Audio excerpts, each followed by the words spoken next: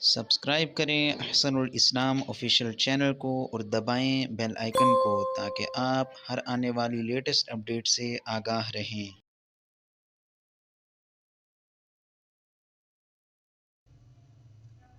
آج کا سبق نوران قاعدہ تجویدی قواعد کے ساتھ تختی نمبر 11 پیج نمبر 20 آپ کے سامنے کھل چکا ہے۔ ذرا توجہ کر لیجیے گا، جہاں سمجھ نہ آ جائے ویڈیو کو بار بار روک کر آپ ذرا توجہ کر لیجیے گا۔ بسم اللہ الرحمن الرحیم۔ عین دال زبر عاد، دال میں قلقلہ ہوتا ہے، نون دو زیر نین، عادن، اسٹاپ، عادن، عادن، وقف کیسے کریں گے؟ عادن۔ عین شین زبر عش، را دو زیرن، عشرن، وقف، عاشر۔ عین صاد زبر عص، فا دو زیر فن، عصفن، عصف۔ غین را زبر غر، قاف الف دو زبر قن، غر قن، دو زبر کو ایک کھڑا زبر، غر قا۔ غین لام پیش غل، با الف دو زبر بن، غل بن، غل با۔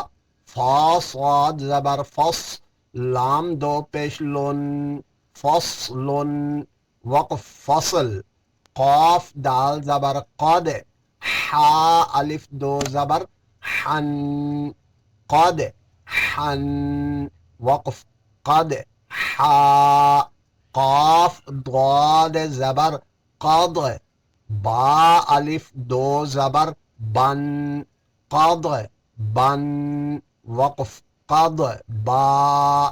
کاف حمزہ زبر، یہاں اس وہ ہوگا جھٹکا دیا جائے گا، کاف حمزہ زبر کا، سین الف دو زبر سن، کا سن۔